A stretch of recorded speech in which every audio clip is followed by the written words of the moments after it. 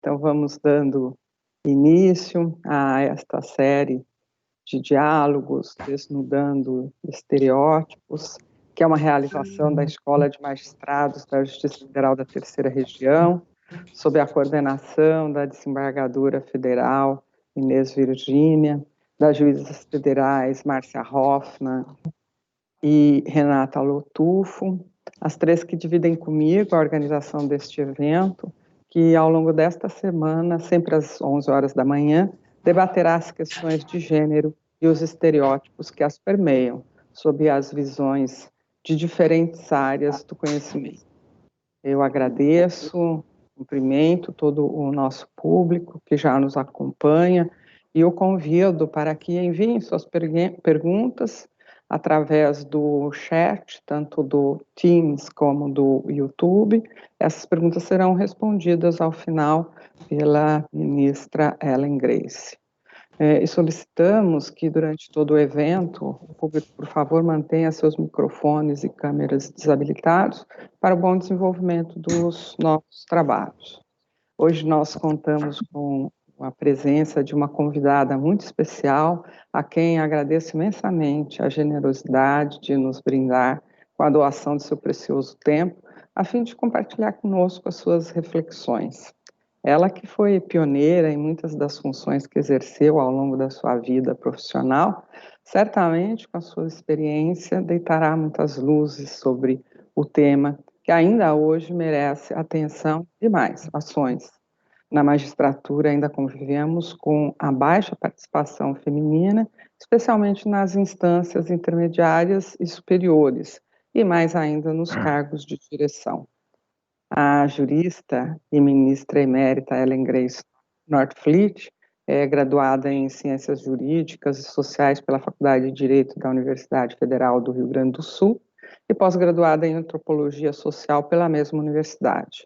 Foi diretora fundadora da Escola Superior da Advocacia da UAB e vice-presidente do Instituto dos Advogados do Rio Grande do Sul. Procuradora da República, integrou o Tribunal Regional Federal da 4ª Região, onde exerceu a vice-presidência e a presidência.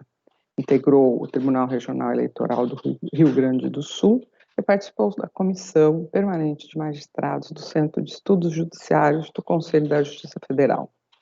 Ela foi a primeira mulher nomeada ministra do Supremo Tribunal Federal, na época em que sequer havia banheiro feminino anexo ao plenário, teve que ser construído. E mulheres não ingressavam de calças compridas no tribunal. Ela foi vice-presidente do Tribunal Superior Eleitoral, vice-presidente e presidente da Suprema Corte e do Conselho Nacional de Justiça.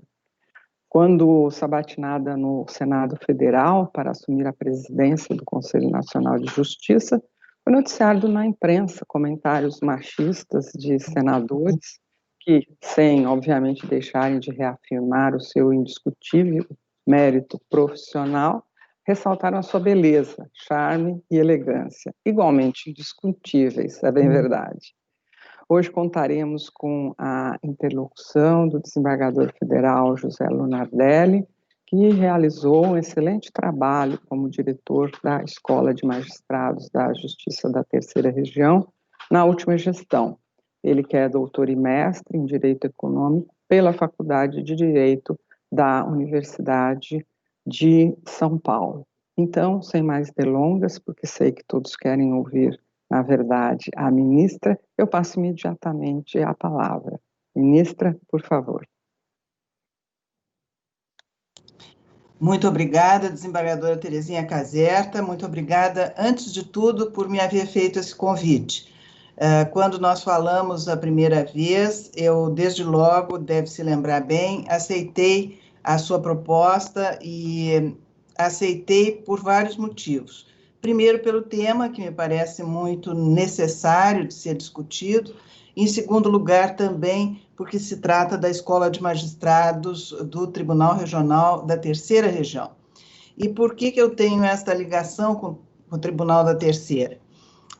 Há muito tempo atrás, quando eu estava, e você lembrou bem que eu fui integrante do Tribunal da 4ª, eu estava na presidência da casa e foi uma época de grande desenvolvimento da Justiça Federal.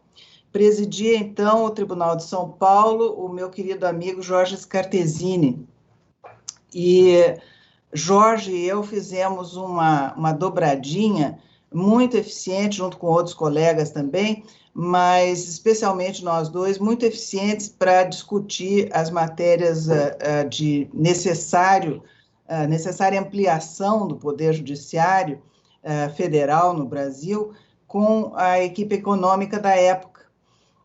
E, felizmente, nós tivemos muito bons resultados. Desse período todo de intercâmbio muito próximo com o Tribunal da Terceira, me ficou uma grande admiração pelos seus integrantes, uma certeza de que é um tribunal voltado ao atendimento dessa necessidade básica da população por justiça, e ainda um motivo mais, Terezinha, eu tive para aceitar de imediato o seu convite. É que também eu tenho um viés, e aí eu vejo que o desembargador Lunardelli nos acompanha nisso, um viés de mestre-escola. Eu acredito na educação continuada. Acho que todos os dias nós devemos aprender alguma coisa nova, tentar desvendar algum campo que nos é desconhecido, e mais do que nunca, para o judiciário, isto é alguma coisa obrigatória. Então, eu dou os meus parabéns aos dirigentes atuais e anteriores da Escola de Magistrados da Terceira Região, e gostaria de saber se o nosso público é basicamente o dos magistrados da Terceira Região ou se também nós temos integrantes de outras categorias. Nós temos sim, ministra. Temos público externo, temos magistrados e também servidores. Isso é muito bom porque todos, afinal, trabalham em prol de um mesmo objetivo, que é o de fazer justiça. Mas você me propôs, Terezinha, um tema bastante desafiador, qual seja o de mulher juíza e os estereótipos que nos acompanham. Afinal de contas, primeiro de tudo, vamos saber o que são estereótipos, né? Os estereótipos são aquelas simplificações redutivas que nos permitem eliminar certas características mais complexas de um objeto da nossa observação.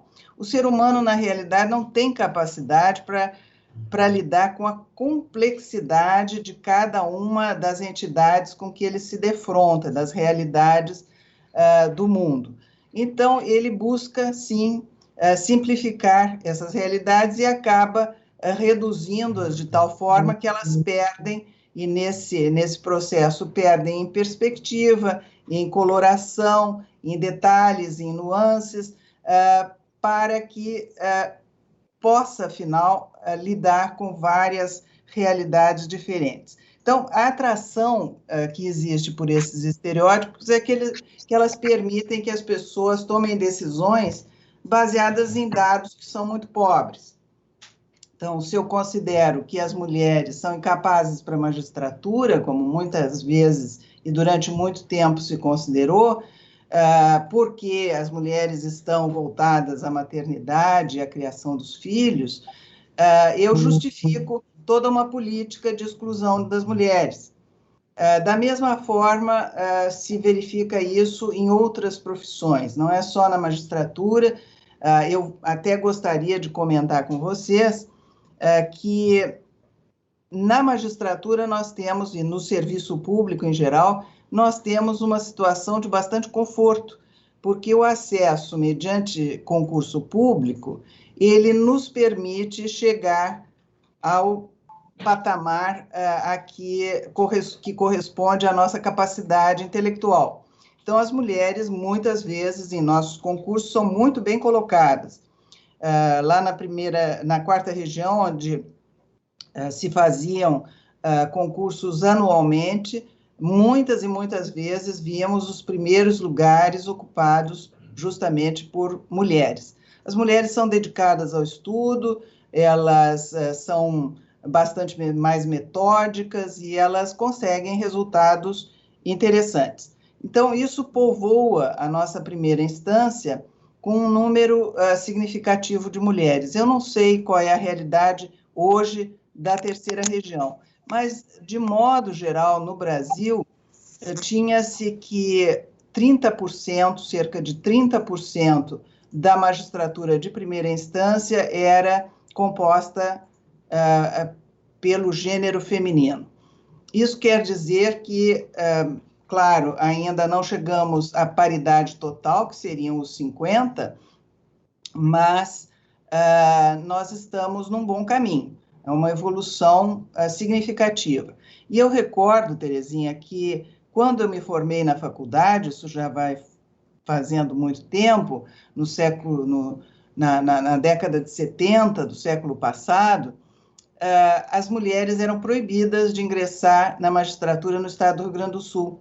Não porque houvesse qualquer lei a respeito disso, mas simplesmente as suas fichas de inscrição no Tribunal de Justiça eram descartadas sem maiores explicações e não havia habeas data, não havia meio judicial que garantisse o direito de, pelo menos, concorrer. Então, simplesmente, as mulheres eram afastadas. Hoje, nós temos, parece que foi um período bastante longo, mas, em termos históricos, na realidade, não é. E os avanços femininos foram significativos. O que eu verifico, e talvez, Terezinha, você possa... porque cada uma de nós tem uma experiência diferente. Cada uma de nós tem uma multiplicidade de variáveis na sua vida que é própria e é única. Mas eu verifico que, quase que geralmente, a partir do ingresso na magistratura e das primeiras promoções, o acesso à segunda instância, e isso foi uma coisa que você mencionou, e muito mais ainda o acesso aos tribunais superiores, ele se torna mais difícil para as mulheres. E por que isso? Vamos deixar bem claro desde o início que não é por maldade dos homens. Ao contrário, nós todas temos exemplos na nossa vida profissional de muitos colegas, homens que nos apoiaram, que nos incentivaram, enfim, que nos deram todo o estímulo para crescermos profissionalmente. Não é por essa razão, é porque, primeiro, as mulheres têm menos prática de competitividade, uma coisa que é mais ou menos inata aos homens, que se exercitam em esportes competitivos, que têm todo o estímulo para, enfim, superar uns aos outros, e nós não. A nossa educação, a educação das meninas, ainda hoje é feita de outra forma. É feita para a não agressão, para a não competitividade. E eu acho que isso faz uma diferença. Tem até vários estudos norte-americanos na área da antropologia que demonstram, por exemplo, que a prática do futebol agressivo, futebol americano, faz uma diferença enorme entre homens e mulheres. Aqui nós temos também, vivemos essa realidade. Outro fator que me parece também muito importante é o fato de que muitas mulheres se encolhem, deixam de demonstrar o seu interesse, a sua, entre aspas, ambição, porque isso também não é alguma coisa bem vista nas mulheres. E aqui nós entramos nos estereótipos masculinos e femininos. Se a ambição, o desejo de vencer, a competitividade são positivos vistos num homem, eles são vistos de maneira negativa nas mulheres. De tudo isso resulta, Terezinha e desembargador do Nardelli, que ao final das contas, nós temos... Perdão? Tem alguém falando? Nós temos pessoas menos equipadas para essa necessária competitividade. Consigo. Parece que há um microfone aberto. Temos um eco aí, uma interferência. Mas o que eu dizia é que nós temos pessoas, no caso, a categoria feminina, menos equipada para essa necessária, saudável, honrosa concorrência profissional. Não é nada desonroso alguém apresentar-se para um cargo, tentar demonstrar que tem capacidade para exercê-lo e procurar apoios para isso. Mas nem sempre é bem visto quando parte de uma mulher. Por outro lado, nós temos que ver uma característica ainda que separa homens e mulheres. Nós, mulheres profissionais, nós geralmente nos restringimos à vida no tribunal, ou na vara, no foro, enfim, e de volta para casa. A nossa vida social ela circula em torno da família. Os homens já têm uma vida social mais ampliada, eles têm certos contatos informais que vão ser muito importantes no futuro. É aquele futebol do fim de semana com pessoas que até pertencem a outras áreas, mas que, no fim das contas, podem auxiliar de alguma forma. É a cervejinha no final do expediente com os colegas, os amigos. Enfim, são espaços informais em que os homens adquirem maior conhecimento prático e também uma rede de relações mais ampliada. Creio que isso também pesa, e pesa bastante, quando se trata, mais tarde, de você galgar posições superiores.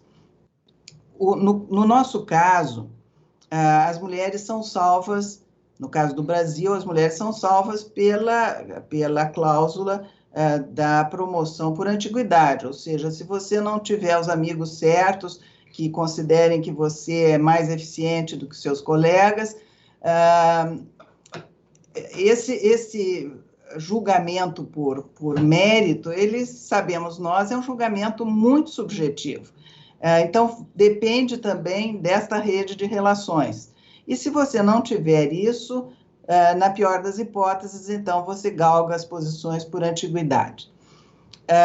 Isso se aplica tanto para homens quanto para mulheres, diga-se de passagem. Eu já vi muitos colegas excepcionalmente merecedores e que não foram promovidos, talvez até porque se reconhecia que eles eram qualificados demais e fariam sombra para algumas outras pessoas. Então, isso vale para todos, não é uma coisa exclusivamente feminina.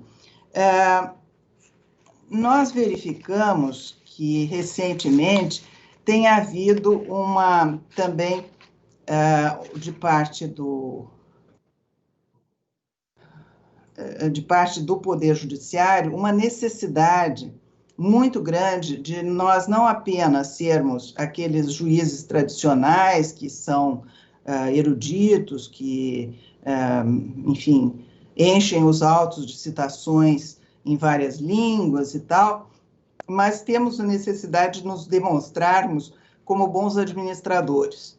E bons administradores são necessários não apenas na cúpula dos tribunais, mas são necessários até naquela pequena vara do interior para manejar o pessoal, para especialmente motivá-los a trabalhar de boa vontade com o público, apresentar um exemplo de dedicação a um trabalho realmente importante, e isso é uma coisa que esse trabalho de administração nunca foi valorizado. Eu não sei se a Escola de Magistrados de São Paulo, ela dispõe já de cursos de administração judiciária. Quando eu, recente ingressado no Tribunal da Quarta, eu vocês também tiveram isso, Terezinha. Você ainda não estava lá, o Lunardelli também não, mas lá na quarta nós recebemos 2 jamantas de processos que vieram do antigo Tribunal Federal de Recursos. E tivemos que começar com aquilo. Cada um dos magistrados recebeu de saída uma carga de 2.000 processos. Com 2.000 processos numa sala, empilhados, você não sabe nem por onde começar. E foi aí, nesta circunstância, que eu aprendi que a primeira tarefa que se deve fazer, nesse caso, é uma boa triagem dos processos. Havia processos com 20 anos de tramitação, outros com 10 anos de tramitação e por aí afora. Então, eu fiz essa triagem por idade, não por idade de entrada no tribunal, porque todos tinham entrado praticamente no mesmo dia, mas de entrada em juízo. Para o jurisdicionado não interessa se eu cheguei ao tribunal da 4ª Região ontem e o processo tem 20 anos. Para mim, interessa a solução de um litígio que começou 20 anos atrás. E, portanto, já está muito atrasada esta solução. Então, eu fiz de início esta triagem de processos e assim comecei a tratar, digamos, o meu passivo. Logo depois de algum tempo, surgiu-me uma oportunidade de fazer uma especialização nos Estados Unidos. Era a primeira vez que a Fulbright oferecia uma bolsa para magistrado. Muito poucos juristas já tinham ido, advogados, enfim, muito poucos, e magistrado nenhum. Então, eles me ofereceram a tal bolsa e eu fiz uma série de exigências. Uma delas é que eu queria me localizar na cidade de Washington, na capital. Ora, a capital é onde se situam, e por ser a Fulbright dava, na época, uma ênfase muito grande à economia, lá em Washington se situa Banco Mundial, Fundo Monetário Internacional, enfim, todos os grandes organismos econômicos internacionais, e, portanto, a cota relativa a Washington já estava completa. Não havia possibilidade de eu ir a Washington. E queriam me mandar para o Texas, onde existe realmente uma boa escola de administração pública. Mas eu voltei a eles e disse, olha, o meu tribunal está abrindo mão do meu trabalho durante 1 ano, eu estou gastando 1 ano da minha vida, se não for para ir a Washington, eu abro mão da bolsa. E por que eu sou tão intransigente com isso, com esse detalhe? É porque em Washington eu terei 3 sistemas estaduais diferentes para estudar. Virgínia, Maryland e o próprio Distrito de Colômbia, além de todo o sistema federal, começando da Suprema Corte abaixo. Então, eles compreenderam que eu tinha um plano, que eu tinha um projeto, e abriram uma exceção, e eu realmente me sediei em Washington. Então, ali eu tratei de estudar todos os detalhes administrativos. Estudar direito americano, para nós, não acrescenta muita coisa, exceto em alguns setores mais especializados, mas o direito americano é muito diferente do nosso, e o que realmente me interessava era a administração dos tribunais. Então, eu entrei a fundo nessa administração dos tribunais para ver, e os americanos são muito bons em administração, para ver como é que eles resolviam determinados problemas. E, a partir daí, então, retornei ao Brasil e tentei implantar no Tribunal da 4ª uma série de medidas que eu tinha visto exitosas nos Estados Unidos. Uma delas, que desde logo me chamou muita atenção, foi a da automatização ou da informatização dos processos. Nós temos uma série de processos que não merecem praticamente a atenção de um juiz super qualificado, como são os nossos juízes federais. O processo de execução fiscal, por exemplo, eu comecei por ele e tratei de transformá-lo num grande algoritmo em que todas as fases se seguissem para que ele pudesse ser informatizado. com a expedição automática de cartas, etc. Geralmente os devedores não se encontram, porque a Fazenda já nos entrega a execução fiscal no momento em que as empresas já se desfizeram. Enfim, todas essas dificuldades foram pensadas e se tentou encontrar soluções. Então, a informatização me pareceu ser um grande auxiliar. O que eu fiz depois disso? Eu resolvi, que tem-se sempre a impressão,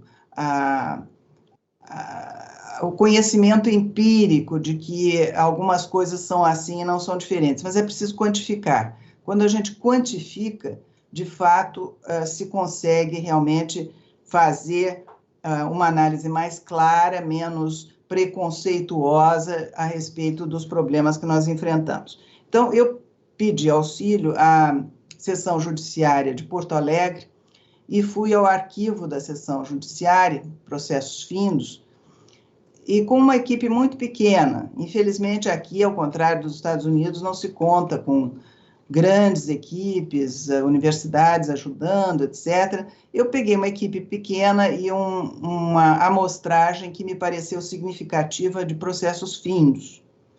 E, a partir dali, comecei, então, a medir o tempo do processo.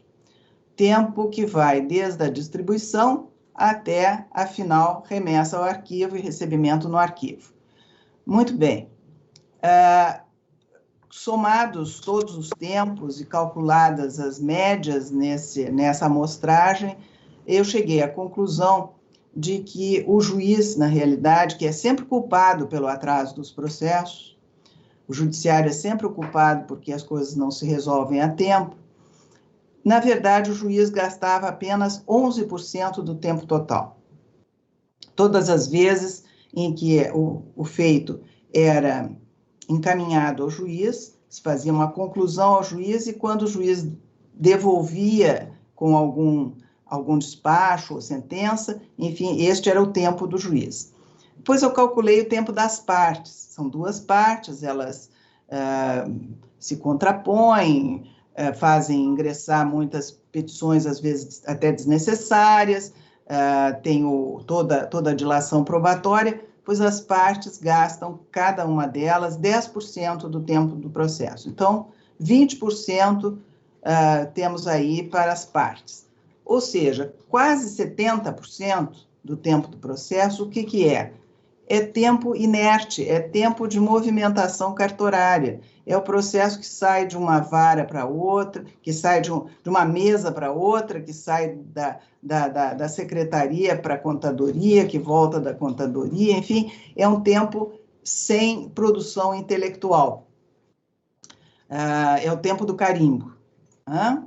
Então, isso tudo, esses 70%, se nós conseguirmos automatizar, ele vai nos representar um ganho muito significativo na prestação jurisdicional. Isso foi posto em prática, depois dessa demonstração teórica bem feita, nós começamos, então, a trabalhar no Sul com o processo eletrônico. Tivemos a primazia de instalar o processo eletrônico lá na 4ª região. E por aí foi indo. Então, quem diz, e sempre havia um certo receio, quando eu percebi isso, quando eu ia ingressar na presidência do tribunal, que mulheres não são boas administradoras. Ora, diga-se que as mulheres não são boas administradoras. Vamos ver as nossas mães na nossa casa, que faziam tudo e mais alguma coisa, com filhos, com marido, com a administração doméstica toda, fazendo render um orçamento, às vezes, pequeno, administrando as relações familiares, lembrando do aniversário de todo mundo, enfim. As mulheres têm um talento, sim, tanto quanto os homens, para a administração. É preciso, claro, você se dedicar, estudar, você precisa de conhecer as técnicas de administração que existem, e tudo isso importa no conhecimento de algumas escolas de pensamento de administração, e então, afinal, se conseguem resultados favoráveis. No que diz respeito ao convívio pessoal, eu creio que na época, eu fui durante muito tempo a única mulher no Tribunal da Quarta Região, e eu tinha com os meus colegas um relacionamento absolutamente fraternal.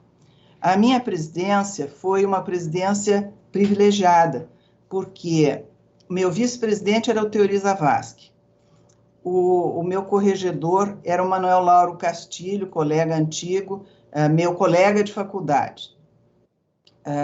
Vejam que sempre houve essa facilidade de relacionamento. Acho que talvez, o Lunardelli vai poder nos dizer isso melhor, entre homens, às vezes, há um certo choque de personalidades, de um querer ser um pouco mais importante que o outro, ou mais conhecedor do que o outro, enquanto que as mulheres um pouco diluem isso, elas...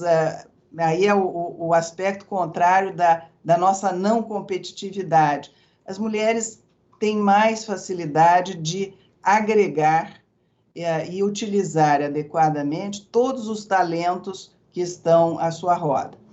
Aquele período de presidência do Tribunal da Quarta Região eu considero como um dos pontos altos da minha vida, porque além de ter sido um período muito proveitoso, foi um período em que a Quarta Região dobrou de tamanho. Nós, como eu tinha dito logo no início, junto com Jorge Scartesini, trabalhamos pela criação de novas varas federais, e depois disso, criadas as varas, nós também não tínhamos orçamento para instalá-las. Nós tínhamos juízes, isso é que é o mais importante.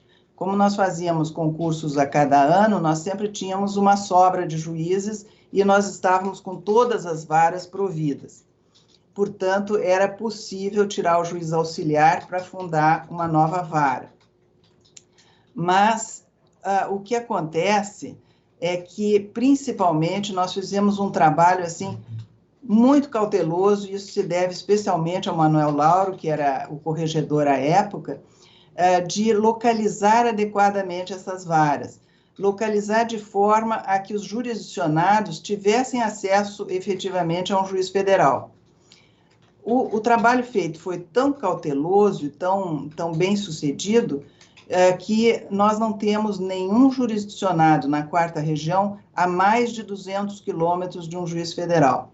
200 quilômetros é uma distância considerável, mas temos que pensar que esse é um país muito grande, e 200 quilômetros dá perfeitamente para uma pessoa ir de manhã até aquela cidade e voltar ainda no mesmo dia, sem maiores despesas.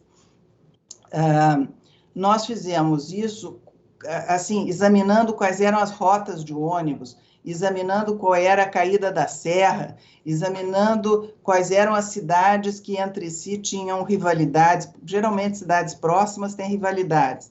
Então, nós íamos a um dos prefeitos e dizíamos, olha, nós precisamos gostaríamos de instalar uma vara federal na sua cidade, mas não temos sede, não temos funcionários, não temos mobiliário, não tínhamos nada. O equipamento era muito pouco, o orçamento não existia. E depois nós íamos ao prefeito da outra cidade e fazíamos a mesma história. Então, eles passavam a competir entre si e nós acabávamos aceitando a melhor proposta. Ou seja, quem nos desse um prédio mobiliado, e aí a associação comercial providenciava a pintura, porque todos sabiam que a presença de uma vara federal na cidade representa algo de muito positivo, que atrás do juiz federal vem a Procuradoria da República, vem a Polícia Federal, enfim, a cidade ganha em status. E com isso nós conseguimos instalar as varas, o que era bastante custoso mesmo, era o equipamento eletrônico. Nós estávamos em franca informatização e precisávamos de ter computadores para todos. Então, foi que surgiu a oportunidade, através do Dr. Everardo Maciel, que era então o secretário da Receita, de nós utilizarmos material apreendido. Havia no Porto de Santos, assim, containers inteiros cheios de equipamento eletrônico que podia ser doado. E esse equipamento eletrônico apresentava problemas também, porque os contrabandistas, eles são bastante inteligentes, eles não mandam o computador inteiro. Eles geralmente mandam a carcaça num equipamento, num container, e depois a placa-mãe vai num outro, e para ser montados no local, para que não haja perda total. Mas, enfim, nós fizemos, a nossa equipe de informática ir até o Porto de Santos, abrir aqueles containers todos e selecionar o que era possível de ser usado na nossa, enfim, na montagem das novas varas. Isso foi feito, nós instalamos todas as varas, eram 65 novas varas, 65. Eu, quando saí, entreguei montadas, instaladas, 45 delas. 45 varas foram instaladas e as outras ficaram para ser instaladas na gestão seguinte, e foram. Então, há esta preocupação no administrar, e eu acho que isso é também um toque feminino, de procurar prestar o serviço a quem o serviço é endereçado, ou seja, estar próximo do cidadão que precisa do serviço de justiça.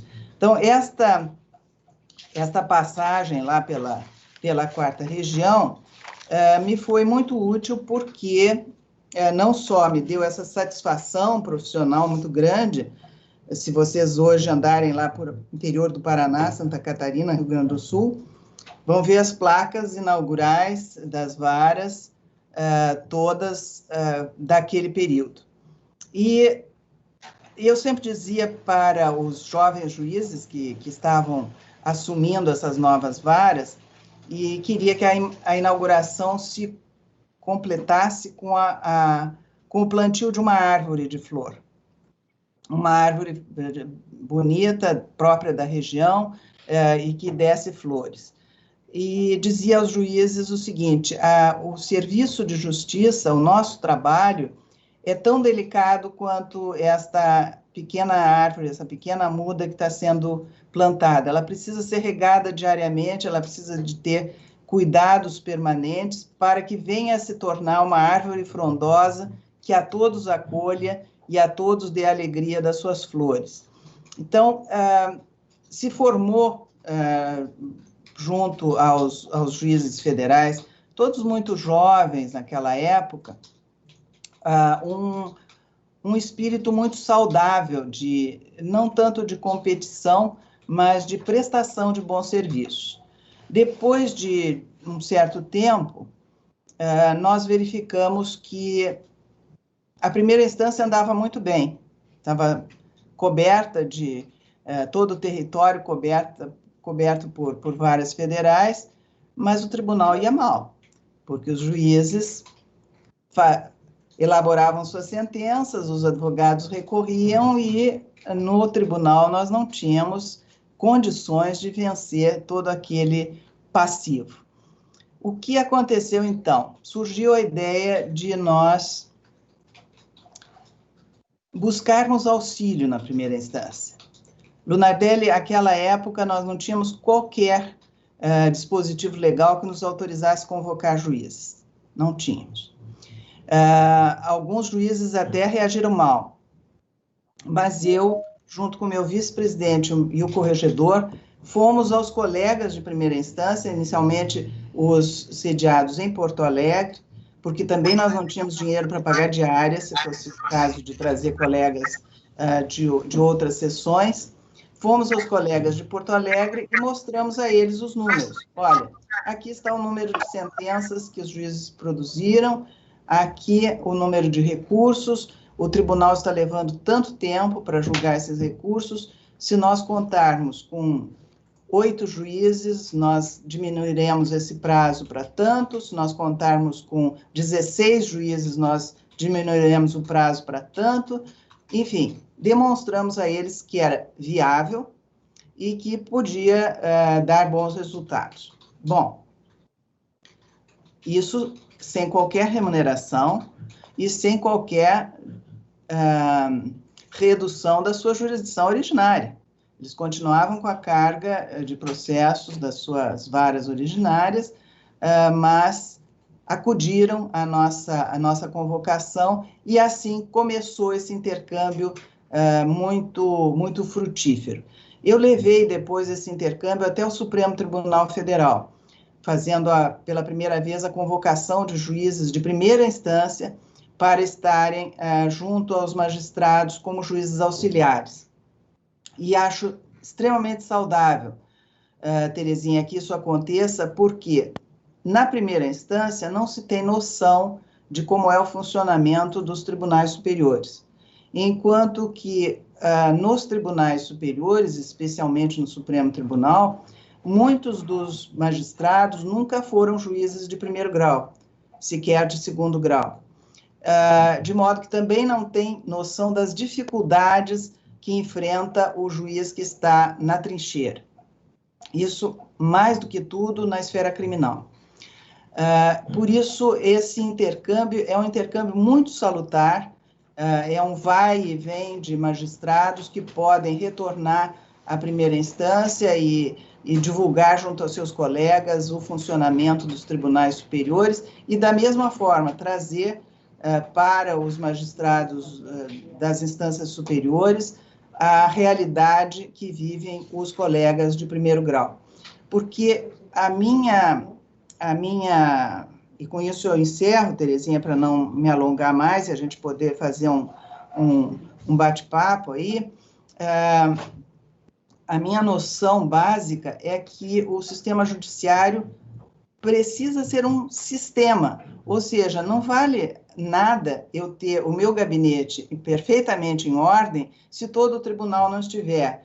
Da mesma forma, não adianta ter um tribunal zerado e a primeira instância está afogada em processos, ou os tribunais superiores. É preciso que a gente trabalhe, e isso é um trabalho longo, para que realmente esse sistema funcione como vasos comunicantes com um fluxo contínuo e sem embaraços para aqueles que usam o sistema de justiça.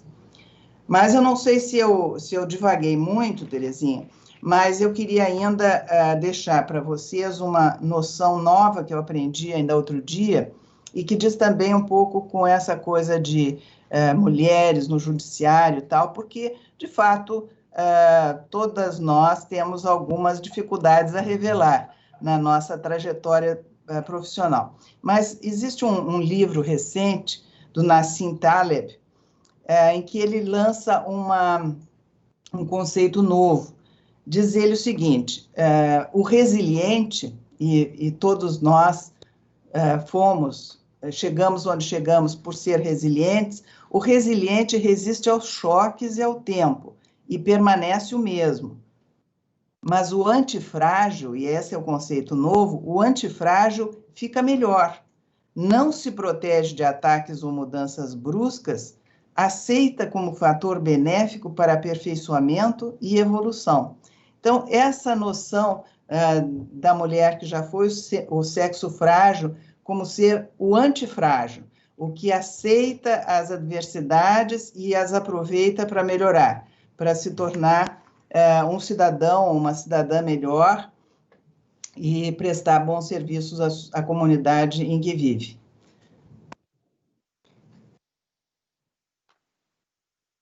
Muito obrigada, ministra. Como sempre, a sua fala nos enche de esperança e traz essa experiência que é muito rica e serve para todos nós, para nossas reflexões e, mais que tudo, para as nossas ações.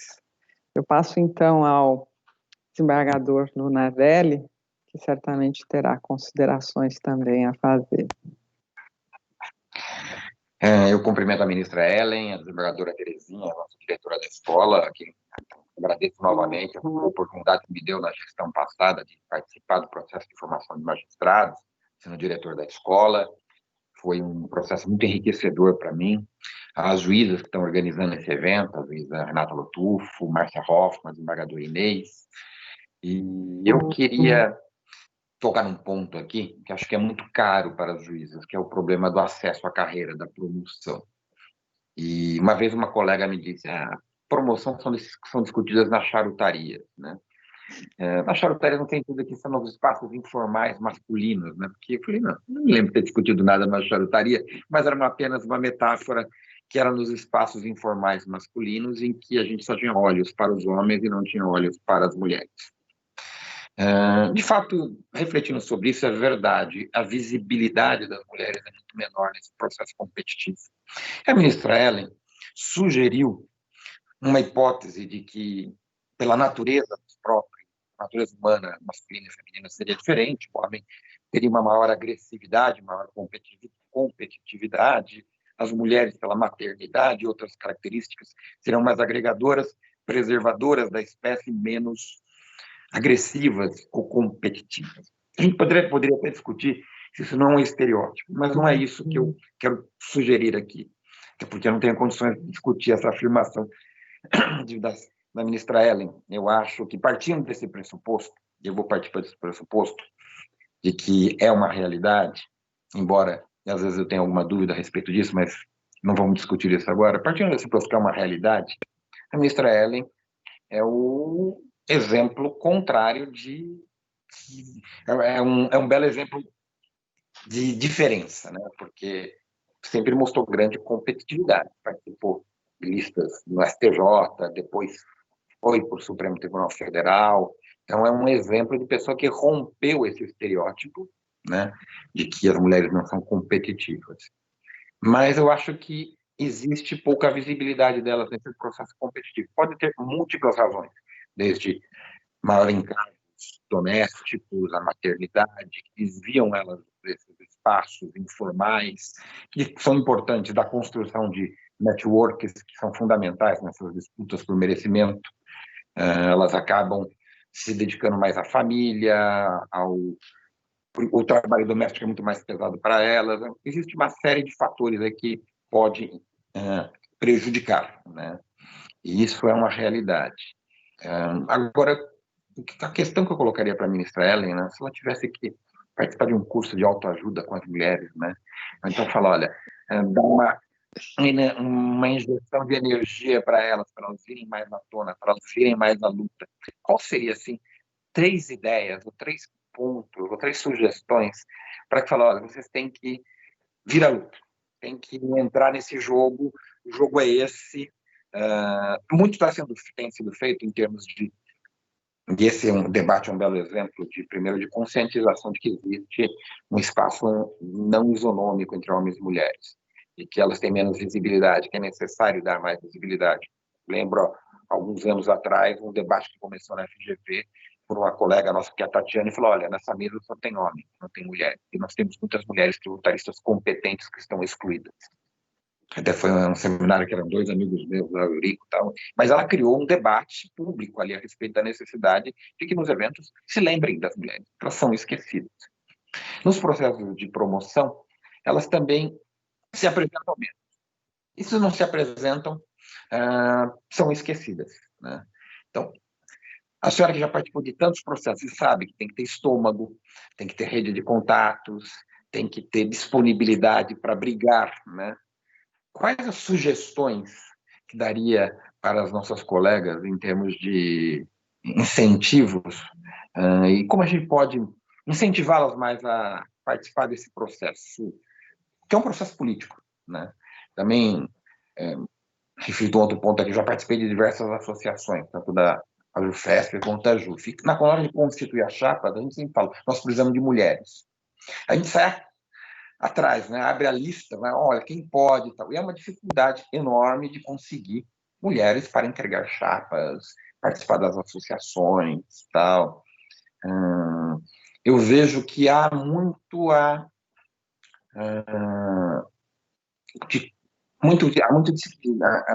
nós precisamos fazer muito para conscientizá-las da necessidade de sair desse espaço que elas mesmas se colocam, seja estruturalmente, seja por dificuldades familiares, pessoais, seja porque é uma tradição.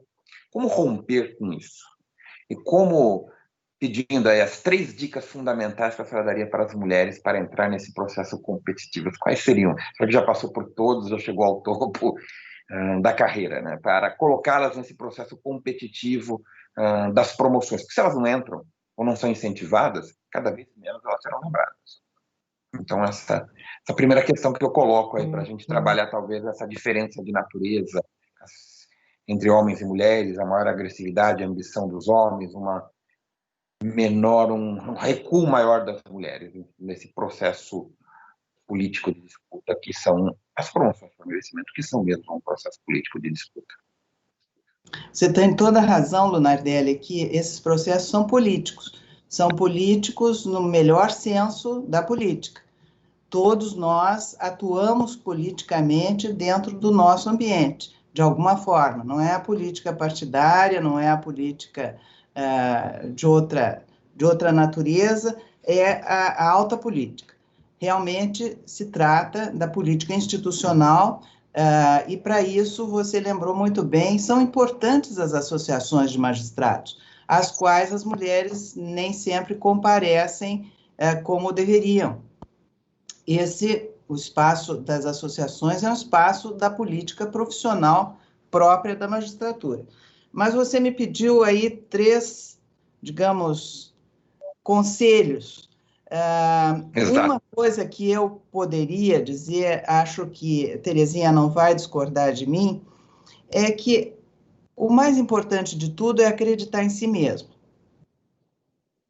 Acreditar em si mesmo, acreditar no seu próprio talento, na sua própria capacidade, e que não está inferiorizada em relação... Essa inferioridade que é internalizada por muitas mulheres é que é a causa das diferenças numéricas, porque muitas vezes a pessoa sequer ousa competir, sequer ousa se apresentar, porque não acredita em si. Então, a primeira noção básica é essa: acredite no seu talento, na sua capacidade, trabalhe esse talento, essa capacidade, mantenha-se atualizado sempre, estudando sempre, enfim, é por aí.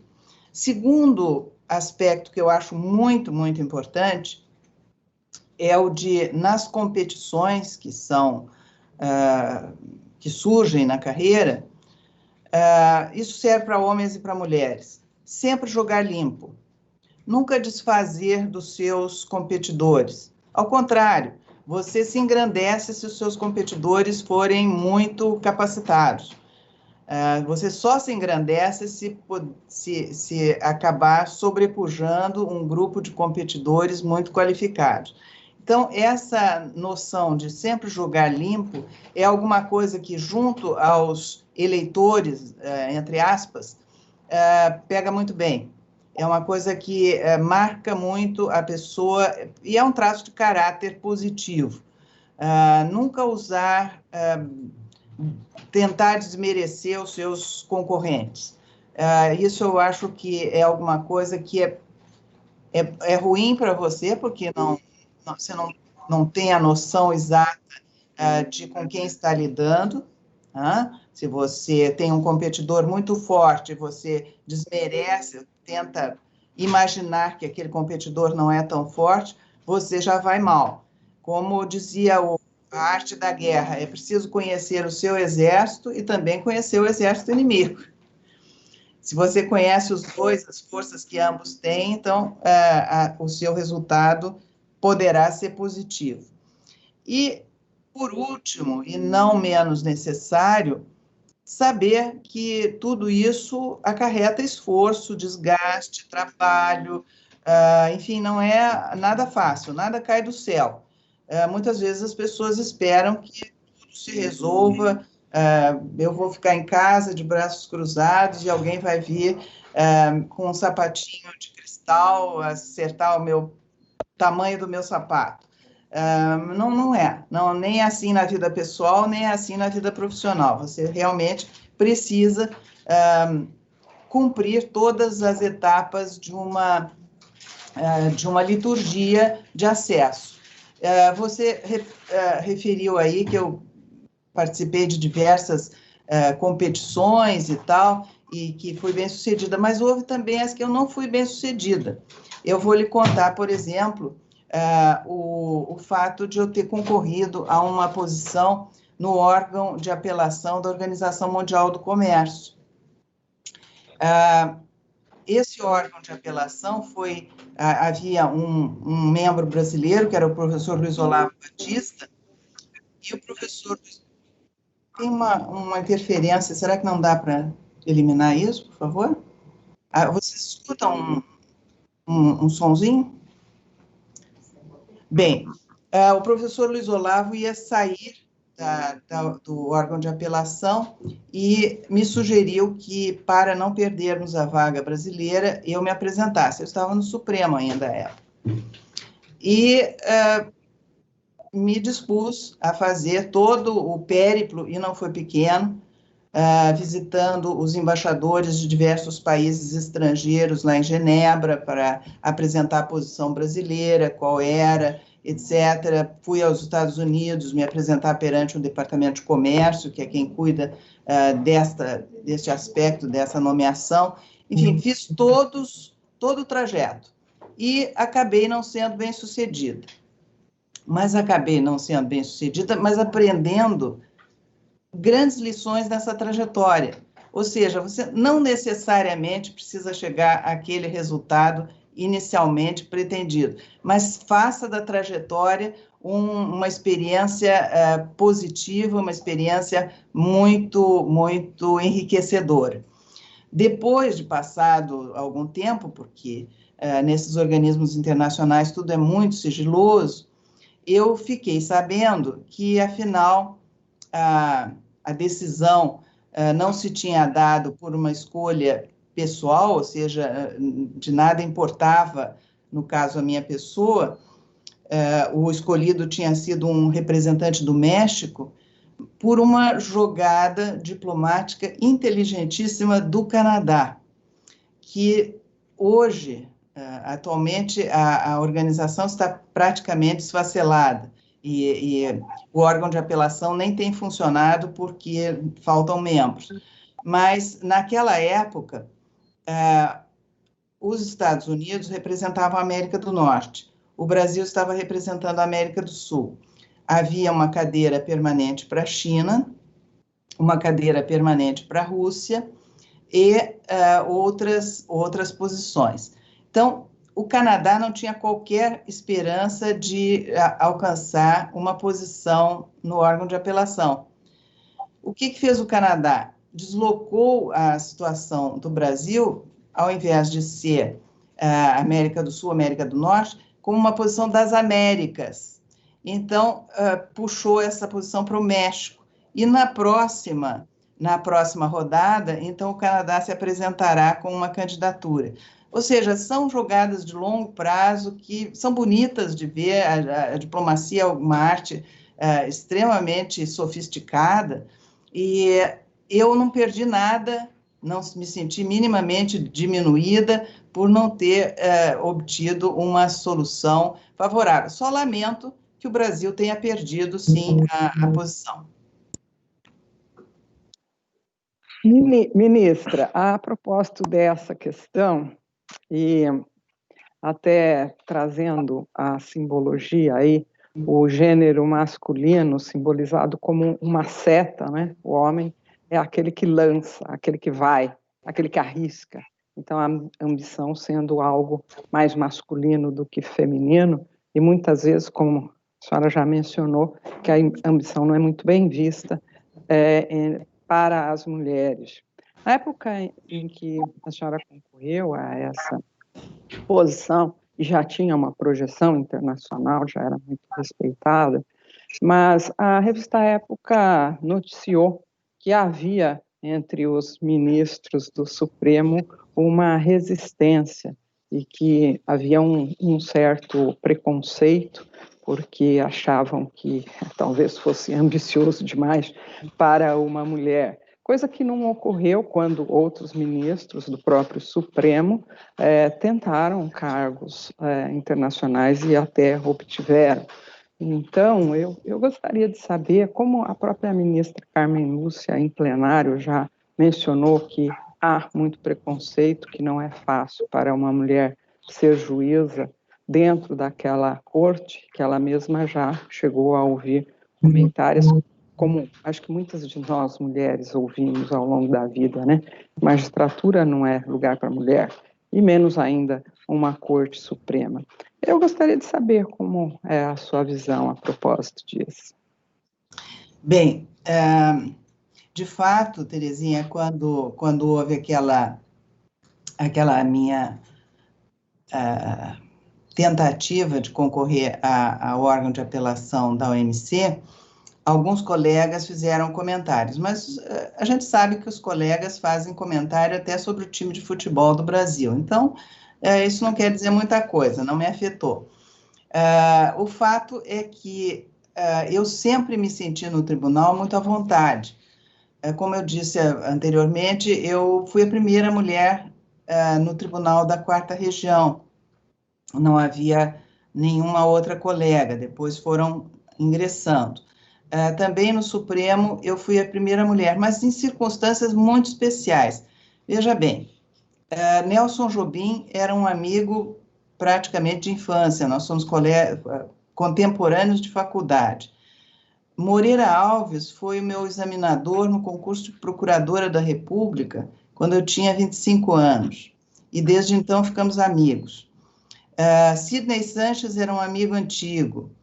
O ministro Zenélio da Silveira tinha sido meu professor na Universidade Federal do Rio Grande do Sul. Ou seja, eu me senti muito cercada de amigos e muito bem recebida. O ministro Carlos Veloso, que era presidente à época em que eu tomei posse, também um amigo de muito tempo. O ministro Marco Aurélio, veja, eu era juíza lá na 4ª Região, ele foi a primeira pessoa a me mandar um bilhetinho, porque tinha saído qualquer notícia sobre a Suprema Corte Americana, dizendo que já era tempo de que a Suprema Corte Brasileira também incluísse mulheres e que ele via a possibilidade do meu nome e tal. Então, eu realmente me senti muito à vontade. Durante o período lá do tribunal, para te dizer verdadeiramente, eu não senti preconceito propriamente. Talvez um pouco aquela vontade de proteger, que também é uma coisa que pode ser considerada como uma tentativa de redução, mas muito uma coisa muito carinhosa e muito fraterna de alguns colegas mais idosos. Eu realmente passei no Supremo um período muito, muito bom.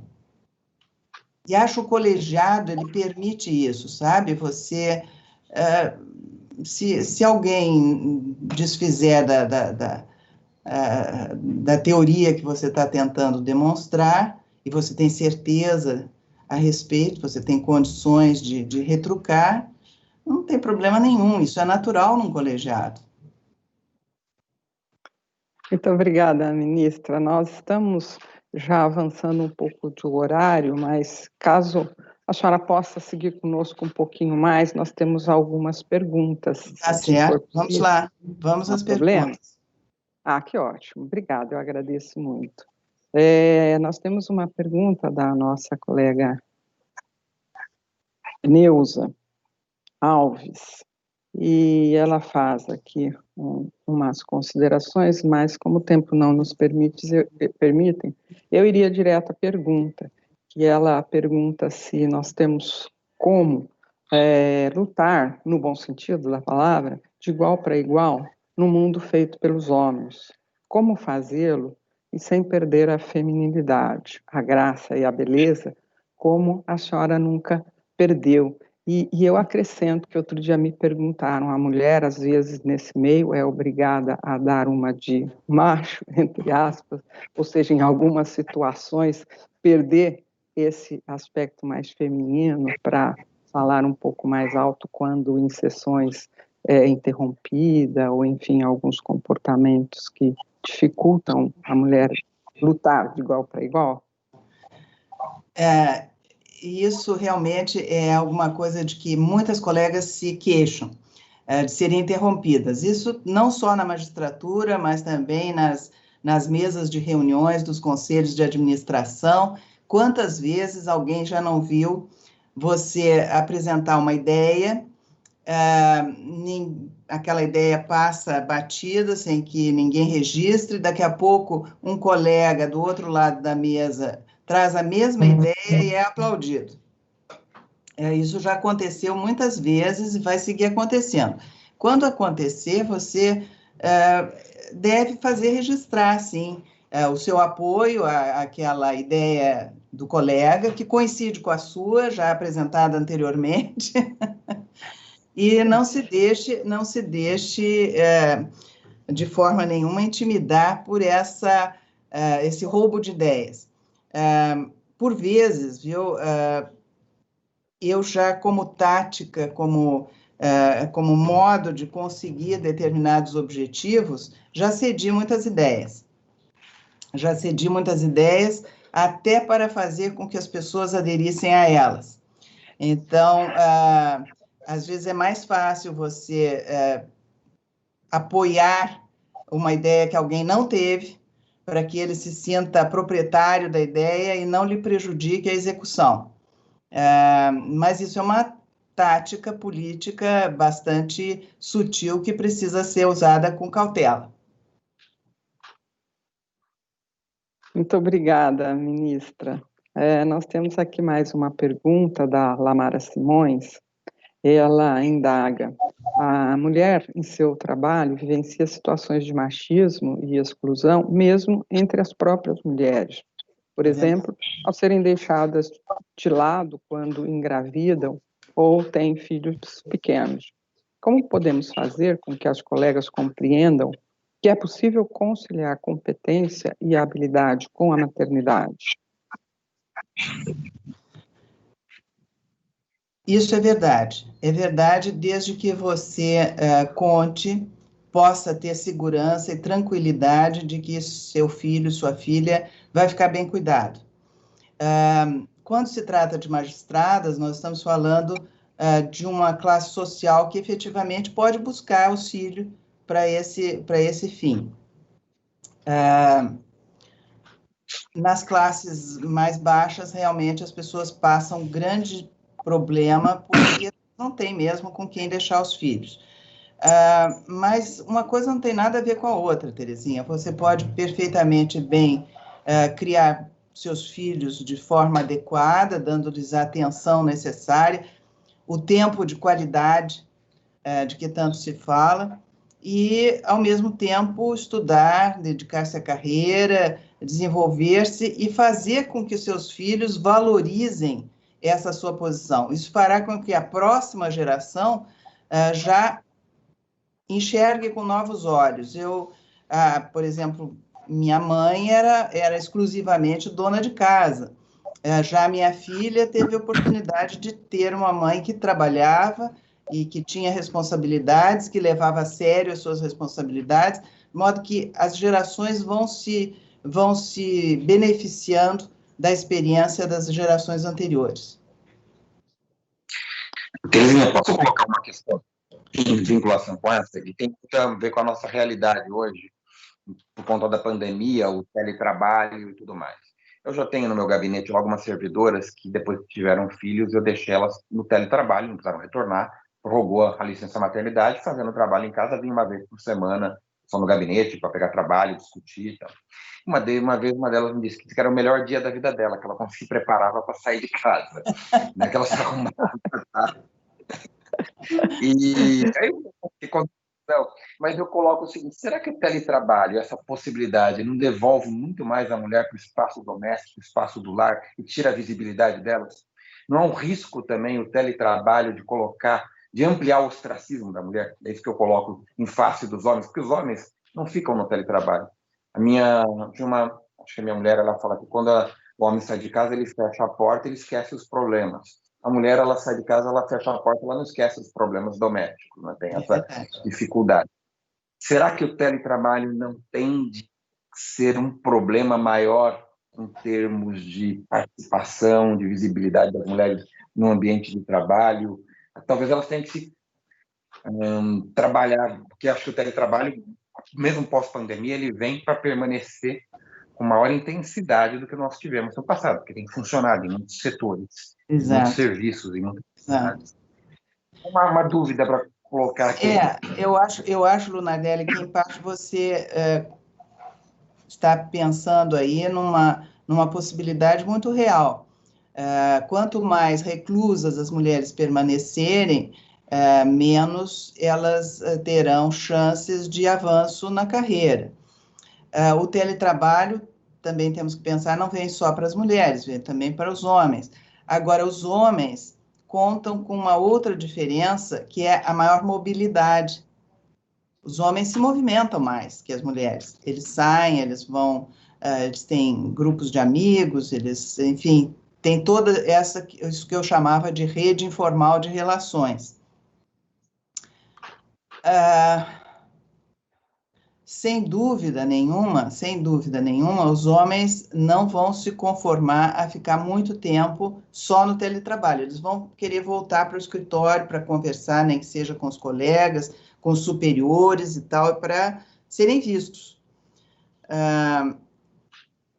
Mas isso é muito cultural, sabe, Lunardelli? É alguma coisa que não se resolve do dia para a noite, que nem é resultado só da pandemia, mas nem se resolve do dia para a noite, porque a maior mobilidade dos homens já se situa na forma como eles se calçam.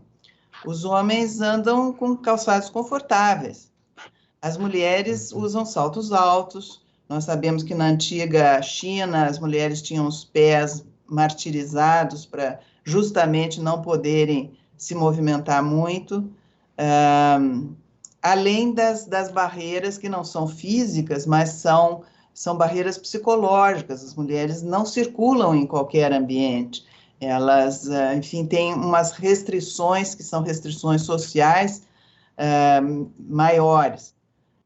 Mas você tem razão com essa questão do trabalho remoto. Por um lado, vai ser positivo. Você põe o bebê ali do lado e fica fazendo o seu trabalho. Quando o bebê precisa, você atende. E eu acho que isso aí é uma coisa muito positiva para um determinado período, mas não em perpetuidade. Ministra, nós vamos procurar encaminhar para o encerramento, que sabemos da sua agenda, mas se nos permitir, faríamos uma pergunta a mais, é possível? Claro. Ótimo. Nos foi enviada uma pergunta pela Ana, e ela nos indaga se... Primeiro, ela faz uma colocação, que a mulher parece que só disputa espaços quando se sente extremamente capacitada, talvez por um perfeccionismo, uma necessidade de provar até a si mesma que ela tem capacidade, ela procura inicialmente se sentir assim confiante para poder disputar. Se isso não teria a ver com algo como a mulher tem sempre que provar a sua competência, enquanto os homens apenas precisam mostrar o seu potencial? Terezinha, eu não me lembro agora qual foi das autoras famosas que tem tratado a questão do feminismo, que diz que estaria perfeitamente satisfeita com seus esforços no dia em que uma mulher medíocre assumisse um cargo de responsabilidade.